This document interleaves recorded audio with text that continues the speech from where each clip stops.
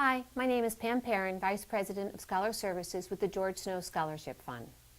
We made this video for students who are not able to attend our presentation to tell you a little bit about the George Snow Scholarship Fund and instructions on how to fill out our application.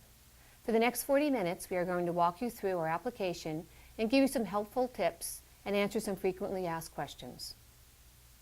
George Snow Scholarship Fund was founded in 1982 to memorialize George Snow, who passed away in a helicopter crash in 1980. We are a need-based scholarship. You can attend any 4-year, 2-year, culinary school, technical school, any school in the world as long as it's accredited. The most important thing when you become a scholar of ours is that you become part of our family. And we do for you what we would do for our own sons and daughters. We have several added value programs for our scholars. And the first one is, the minute you become a scholar of ours, we're going to ask you, would you like a computer or a college supply stipend? The college supply stipend is a check for $300 that we write out to you for your college supplies. You then receive a gift bag the night of the banquet, and that probably has $1,000 worth of gifts in it. There's a Microsoft Office Professional software in there, and it can be Mac or PC, depending on the computer that you have, with several other things that you have at school, and each year it fluctuates. Sometimes it's a coffee pot and blender, and just all school, other things are school supplies, everything you can use at school. We have physicals. You receive your physical free of charge. We partner with a doctor from Boca Raton Regional Hospital who will give you your physical and your immunization. The immunization that everyone is receiving now is the meningitis shot. A lot of schools require it. If they don't require it, we recommend that you do get the shot. We have a donor right now that is memorializing her son because he went to college and he contracted the meningitis and he passed away. So it is very important to get these shots. The makeovers, we partner with a salon here in Boca Raton, and they will do your hair, they will do your hair, they'll color your hair, and yes, gentlemen, you are also invited to the makeovers. Emergency fund those are for true emergencies, and some of the things that we cover right now are wisdom teeth extractions. We can't pay for the full wisdom teeth, but if you do not have insurance, then we will help you. We try to help at least to pay for half of the wisdom teeth removal for that. Other things may be a car repair. So, if we have a scholar that says, my car broke down, I can't get to work, I can't get to school, then we will pay for their car repair. Every Monday morning, you will wake up to a Monday motivational message. And that is a word that we take and we define it, and we have quotes that go with it. And it's lots of times it's stuff that maybe you might have just experienced the week before. And so I think sometimes it just really hits home that, wow, I can really relate to this. So you wake up to those Monday motivational messages every Monday morning. The care packages, we do not like to go into too much details on that, and that is because freshman year, they are a surprise to our freshmen. Sophomore, junior, and seniors do come to realize when they will receive it. But we like to keep that a little bit under wraps for right now. Last year, we awarded 87 scholars in the amount of a little over $1 million. The average award is $9,191.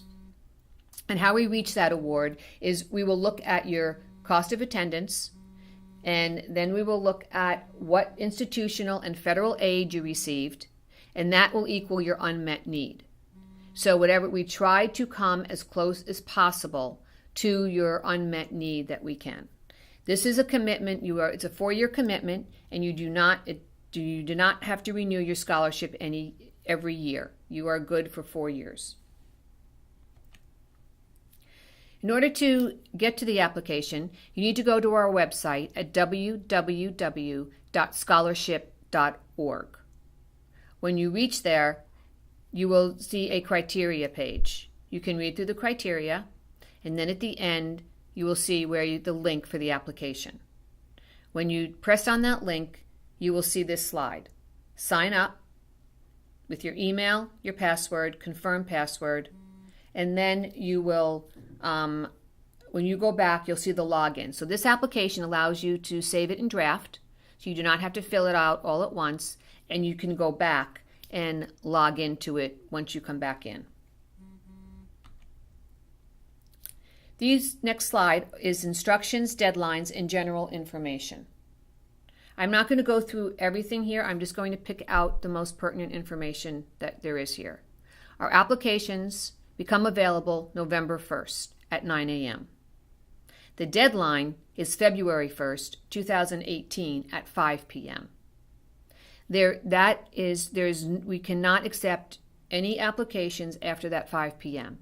So what we ask is you please do not procrastinate and wait until 4 o'clock the day on February 1st, because your application will not be complete. Even though you are in the application at 4 o'clock, if you submit it after 5 o'clock, it will not submit. And we will not accept it if it is after 5 o'clock. So there's a lot of financial information in there. We ask that you give your parents the heads up. Let them see the type of financial information that they need to gather in order to fill out this application. It's not fair to your parents if you give this information to them the day before, because chances are they're not going to be able to get all that information together in that shorter time. So please, make sure you give your parents plenty of time also to help with the application. Everything on this slide is pretty self-explanatory. Next slide. The one on here we're going to talk about is the FAFSA. The FAFSA, you can start filling it out as of October 1st. We strongly suggest that if you haven't started filling it out, that you do so. That is where you are going to receive all your financial and institutional aid from. So the sooner you have it filled out, the better. If you're not sure what college you're going to, and it could be 4 or 5 colleges, you want to make sure that you send it to all those schools that you think you'll be attending. And the reason for that is for institutional aid, it's a first come, first served basis. And a little sidebar on that is I had a scholar 3 years ago that filled out his FAFSA on time, got it in early, and received $10,000 from his institution. The next year, he procrastinated, and he waited, and he did not fill it out in a timely manner. He waited, probably 3 months later than he should have. And when he submitted it and his award package came through, that $10,000 was missing. So the reason what happened is his FAFSA was in too late, and he lost out on $10,000. He then had to take a loan out that he had to pay back because he procrastinated and did not get his FAFSA in on time. So please make sure you get your FAFSA in as soon as you can. Everything else on this slide is pretty self-explanatory. Again, the one other thing I will point out is your email. That is how we respond with you. So if your email changes or if you don't read your email, that's a problem, because that is how you will find out if you get called in for an interview or maybe something's missing in your application. So it's very important that you do look at your email, and if you do have an email address that changed, then we need to be notified immediately. The next slide, this again, this application, as we talked about, does not need to be done in one sitting. You can save it as a draft, and then you can log back in. As we go through the application, I will show you all fields that are marked with a red asterisk are required before your application will submit. And I will show you that on another slide. We have some FAFSA tips for you. After you file your FAFSA, you might need to make some changes or fix some errors to provide new information. It's very important that if you get any notification from FAFSA to do these things, that you do them, and you do them in a timely manner, because there are 3 official types of FAFSA changes. It's either corrections, updates, or adjustments. And those are the three things that you have to look for to make sure that you're all filled out properly and that they are not, FAFSA is not getting back to you to tell you you're missing things. Because if you are, you need to get those fixed immediately. The other thing is verification. And this is very important. About 1/3 of FAFSAs are selected for verification. It does not mean you did anything wrong. It's just they're random verifications. However, what's important here is that if you don't pay attention to the asterisk that you'll see next to the expected family contribution, which that will tell you that's an indication that you are in verification, and you don't notice it or you don't pay attention to it, then that's where it becomes a problem. Because that is where you will not get any financial aid until what they've asked for is submitted to the school. So it doesn't have to be submitted to FAFSA, but it will have to be submitted to the school. But it's very self-explanatory. You will find this information on the SAR report, the SAR report, and it's very important that you make sure next to your EFC that you do not have an asterisk. Because if you do, then that means you are in verification, and you must read the entire page to find out why you're in verification and what you need to provide to the school to get out of verification. So that's very, very important. Now here starts the application. This looks very self-explanatory. There are the red asterisks that we spoke about earlier. Those all need to be filled out in order for the application to submit. And when you look at this, you're going to say this is very easy. And yes, it is very easy to fill out. However, this is where you are going to really give a picture of yourself. And I don't know if you realize it, but it'll be a very clear picture on how you fill out this application. So first name. So this is what sometimes we see. First name could be all lowercase. Last name may be all uppercase. You need to fill this out properly. We need to see your first name with initial cap, your last name with initial cap. Your home address needs to be filled out properly with initial caps in your home address, your city, your state, your zip. Everything needs to be filled out properly. Please do not fill this application out like you're texting. That will definitely take points away from your application. So that already would be giving a picture. This is the first page, and you want to make a good impression, and you want to fill out this application correctly. This is very self-explanatory, this page, your gender, your date of birth, citizenship status, race. You need to have a resident alien ID or a social security number. Again, as you can see down there, you can save it as a draft, and then you can go back in later on and finish it up in several sittings. The next slide is your academic performance, educational, and career goals. Again, pretty self-explanatory. The GPA and the HPA is your weighted GPA. Next slide is your SAT scores and your ACT scores. Now, as you can see here, there is no red asterisk there.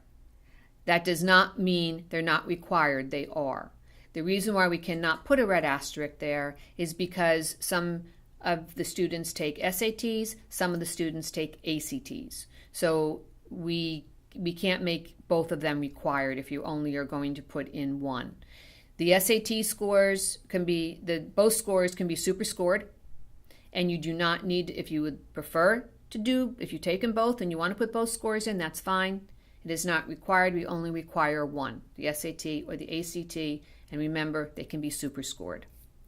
The next is your list of colleges, just the 3 colleges that you think you would like to attend.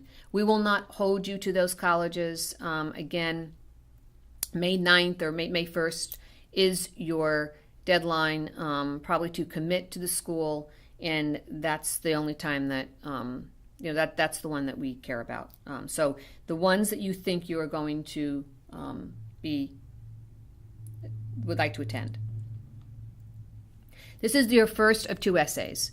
This is the Education and Career Goals essay. This is an essay that there's no word count on it. We do not want you to say, I want to be a doctor, period. Whatever career or an educational goal you choose to write about is just make sure you talk about it. So if you want to be a nurse, talk about maybe how you got the idea of being a nurse, or why do you want to be a nurse? Maybe it was a person, or maybe it was an incident, something that really made you want to be a nurse. So just talk about it, and just talk about it in the essay. The other very important thing about this is an essay, and we do not want to see run-on sentences, misspellings, words, the letter U for the word YOU, or like it's texting. Unfortunately, we do see that, and we see it more often than we would like to see it. So please write your essay, take it to an English teacher or somebody you trust, and have them look it over and make sure that it's really rock solid. And that's very, very important, because that, again, it depends how you give a picture of yourself. So you want that to be rock solid on the essay. Your work experience, again, that's pretty self-explanatory. If you do not have any work experience, then you can mark, I am not currently employed at the time. And if you are, then you just fill out your company, your position, employed to, from, the months and the hours. Your school activities.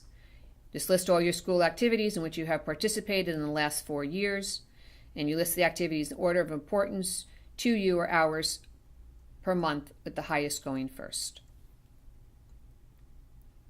In the description part, we just need a very short description. It does not, what the activity is. Your community and volunteer activities, you can just list it, the year, the position, and again, a short description. Next slide. How many volunteer hours have you accumulated during your last 4 years of high school? How many volunteer hours have you accumulated during your senior year of high school? If you haven't finished your community hours yet, you can give us an estimate of what you think you'll have by the end of your senior year.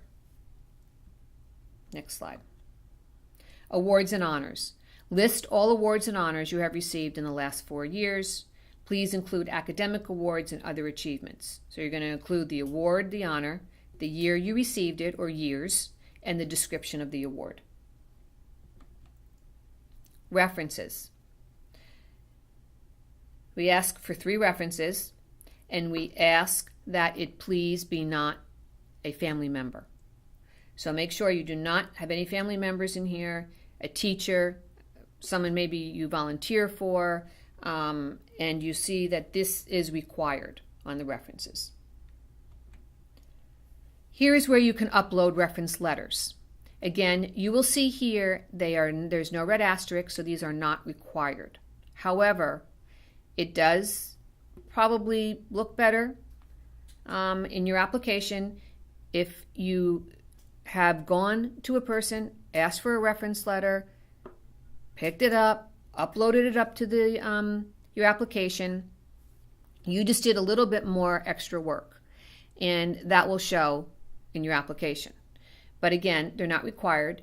If you do have a teacher or whoever you asking for a reference that they do not want you to see it, you can email Leslie or myself, and I will give you that information at the end of the video of where you can email us, and you can and we'll upload it to your application. This is your second essay. This is the personal characteristics. We ask that you describe a special attribute, accomplishment, challenge, or something in your background that will help the selection committee know you better. So now's the time. If you've got a special attribute, brag about yourself. No one's going to look at you and say, that's obnoxious.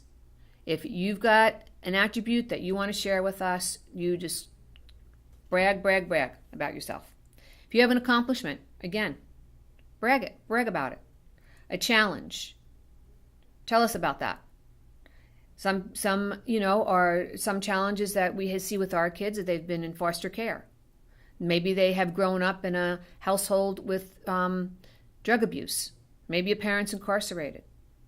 So maybe you can actually fill out two things. Maybe that's a challenge that you have, and then you have accomplishment because of what you're doing. You're accomplishing your goals, even after having to go through the challenge. So make sure that you fill this out. Again, there's no word count, but we ask at least it to be a couple paragraphs, but whatever you think. And if you don't have a challenge, then you have an attribute and accomplishment. Just let the selection committee know you a little bit better. And this is where you can relay all that right here. Again, it's an essay, so no misspellings, no run-on sentences, no grammatical errors. So just please, again, we just keep saying it, it's got to be rock solid. Next slide. This is the family and home information. It's information on your father, your mother, or a step-parent.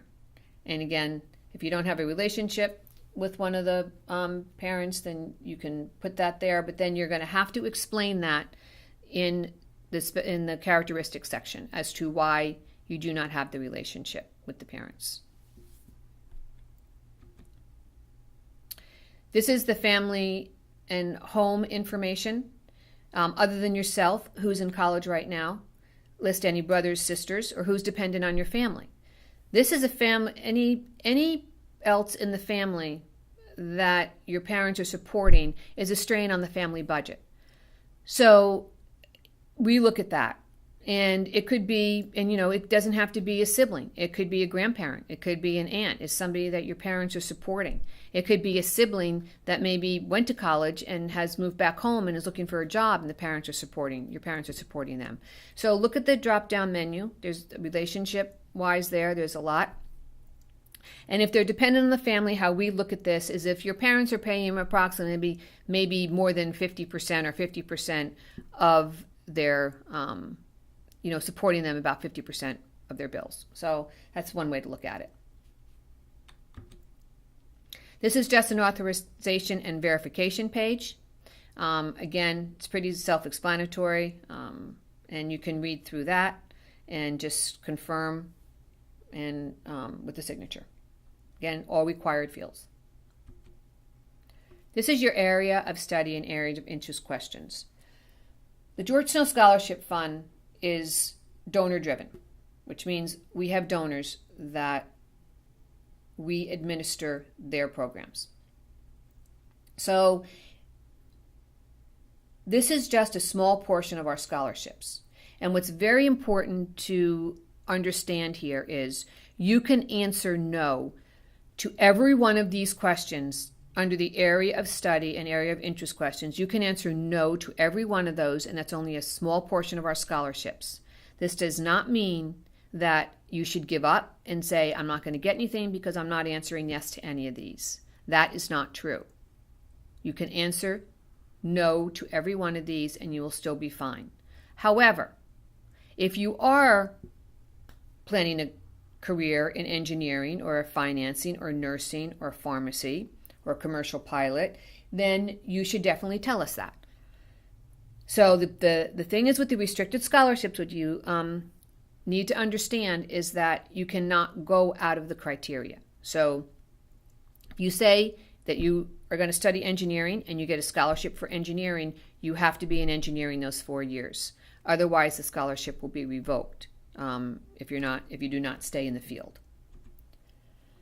Anyone attending FAU, we have a partnership with FAU where they will match the amount of scholarship that we give. So every fall and every spring, they will match what we give, which is a great partnership that we have with FAU.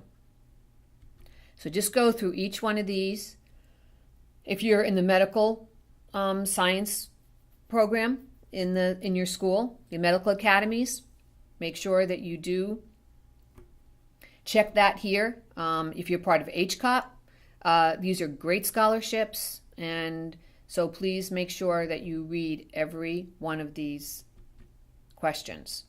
The other thing is, read about caregiving. A lot of students in the schools don't even realize, because as young people, they have been taking care of maybe a disabled parent, or a grandparent, or a sibling that is disabled.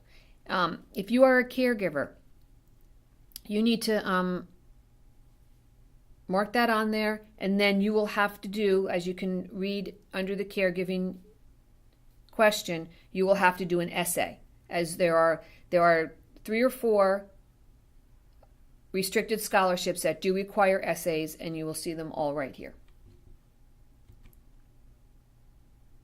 Next slide.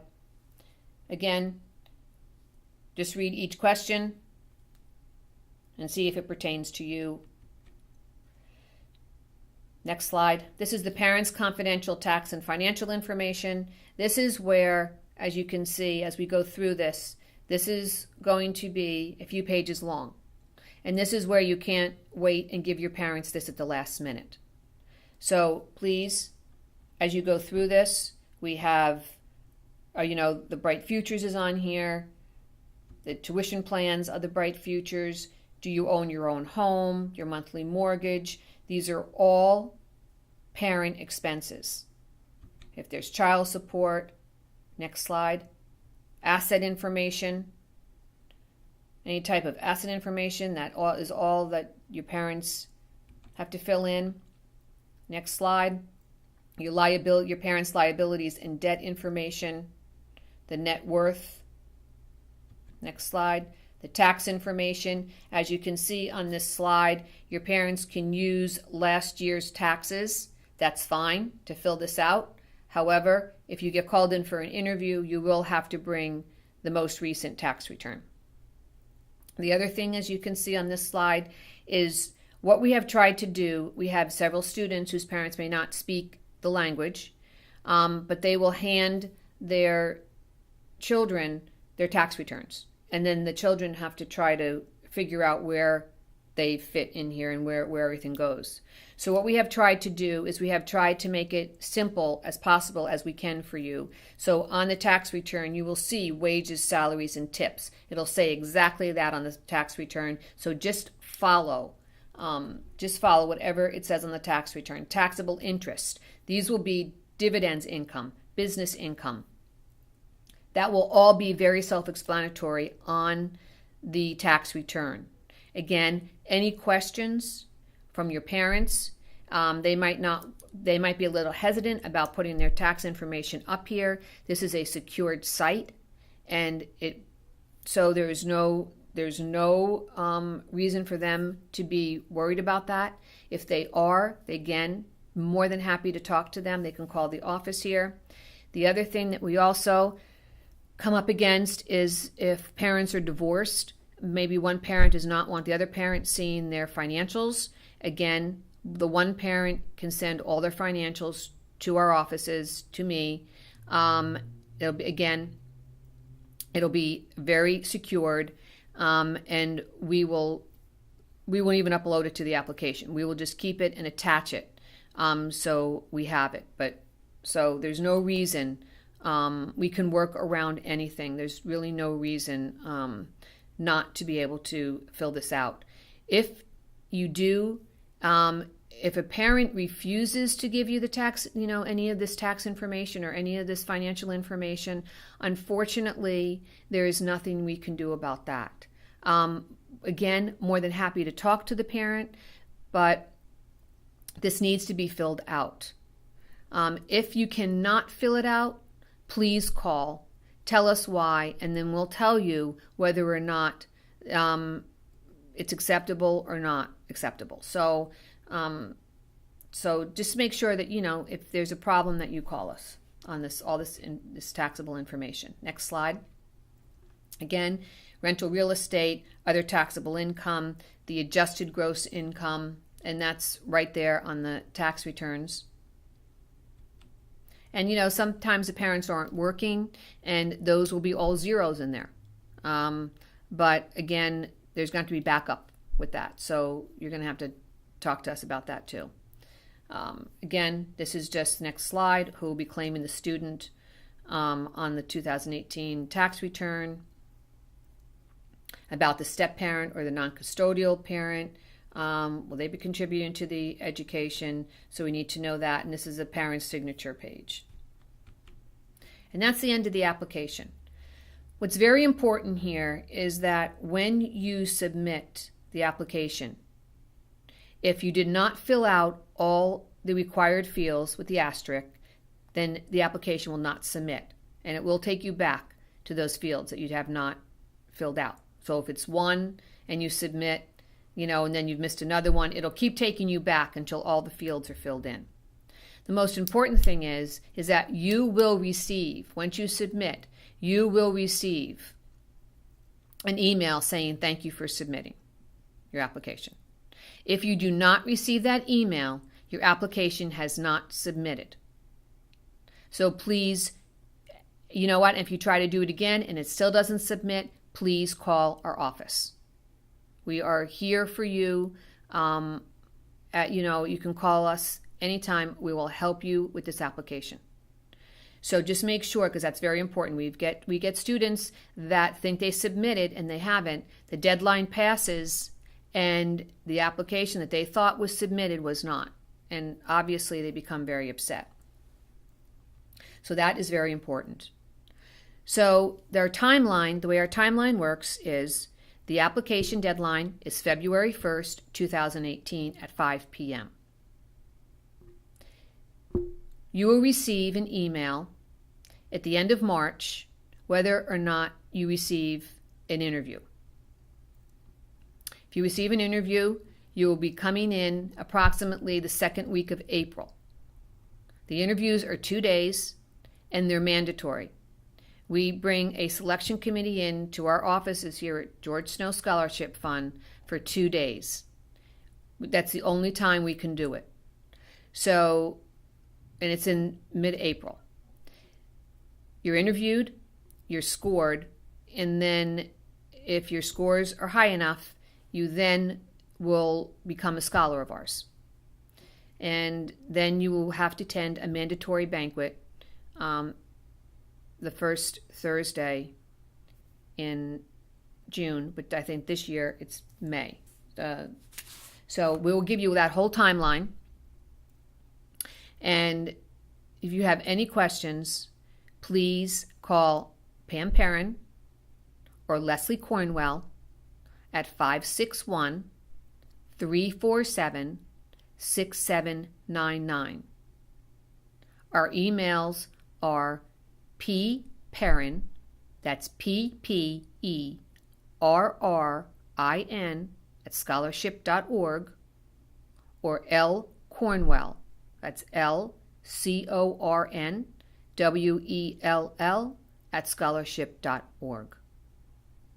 Please do not hesitate to call us if you have any questions while you're filling out the application. It's better you call us to make sure you're filling it out correctly than not. We wish you all the best of luck, and thank you very much. We hope this video was informative, and as you're going through the application, if you have any questions, please feel free to call myself, Pam Perrin, or Leslie Cornwell at 561-347-6799. Thank you.